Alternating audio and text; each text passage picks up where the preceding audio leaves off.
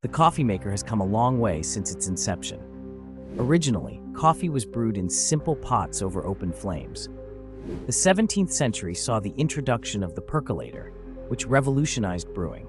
By the 19th century, the French press emerged, allowing coffee enthusiasts to steep their grounds for full flavor extraction. The electric coffee maker debuted in the 1970s, making brewing accessible to all.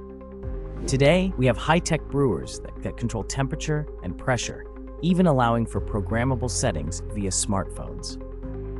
Each advancement reflects our passion for coffee, highlighting how this beloved beverage has evolved with technology, shaping our daily rituals and enhancing our experiences.